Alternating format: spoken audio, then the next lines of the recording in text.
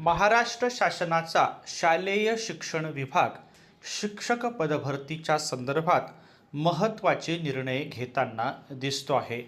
याच पार्श्वभूमीवर 2 एप्रिल 2026चा एक महत्त्वाचा शासन निर्णय हा शिक्षक पदभरतीच्या अनुषंगाने समोर आलेला आहे।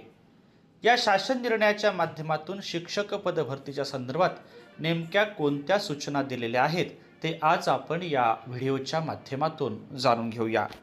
आत्मीय शिक्षक बंधू आणि भगिनींनो, नमस्कार।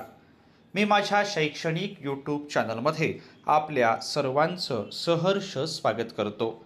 आजच्या या व्हिडिओमध्ये आपण शालेय शिक्षण व क्रीडा विभागाचा 2 एप्रिल 2026चा एक महत्त्वपूर्ण शासन निर्णय जाणून घेऊया।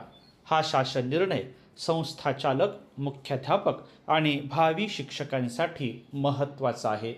अशाच प्रकारचे विविध शासन निर्णय जाणून घेण्यासाठी माझ्या या यूट्यूब चॅनलला अर्थात सचिन अरुण जोशी या यूट्यूब चॅनलला जर आपण सबस्क्राईब्स केलं नसेल तर जरूर सबस्क्राईब्स करा, अशी नम्र विनंती मी आपल्याला या व्हिडिओच्या निमित्ताने करतो आहे। आजचा हा शासन निर्णय हा शासनाच्या शुद्धीपत्रकाच्या संदर्भातला आहे। संदर्भ क्रमांक 1 अर्थात 20-1-2026चा जो शासन निर्णय आहे त्या शासन निर्णयाच्या पार्श्वभूमीवरचं हे महत्त्वाचं शुद्धीपत्रक आहे। संदर्भ क्रमांक 1 येथील शासन निर्णयातील परिच्छेद 1 येथील तक्त्यातील अनुक्रमांक 2 येथे लागू करावयाची तरतूद या स्तंभात खालीलप्रमाणे तरतूद करण्यात आली आहे।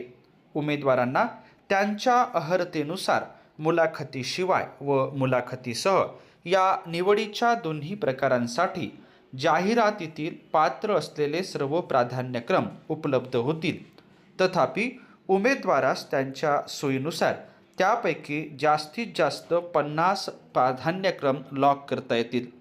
सदर मर्यादा निवडीच्या दोन्ही प्रकारांसाठी स्वतंत्रपणे असेल।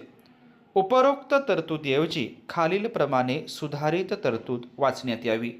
उमेदवारांना त्यांच्या अर्हतेनुसार मुलाखतीशिवाय व मुलाखतीसह या निवडीच्या दोन्ही प्रकारांसाठी जाहिरातीतील पात्र असलेले सर्व प्राधान्यक्रम उपलब्ध होतील।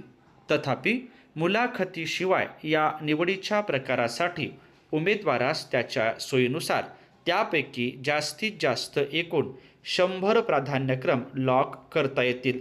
तसेच मुलाखतीसह या निवडीच्या प्रकारासाठी उमेदवारास त्याच्या सोयीनुसार त्यापैकी जास्तीत जास्त एकूण 50 प्राधान्यक्रम लॉक करता येतील। सदर शासन शुद्धीपत्रक महाराष्ट्र शासनाच्या संकेतस्थळावर उपलब्ध आहे। आपण ते संकेतांक क्रमांकाच्या सहाय्याने पाहू शकता। महत्त्वाचा असा शासन निर्णय आपण या ठिकाणी जाणून घेतल्याबद्दल आपल्या सर्वांचेच मनापासून धन्यवाद।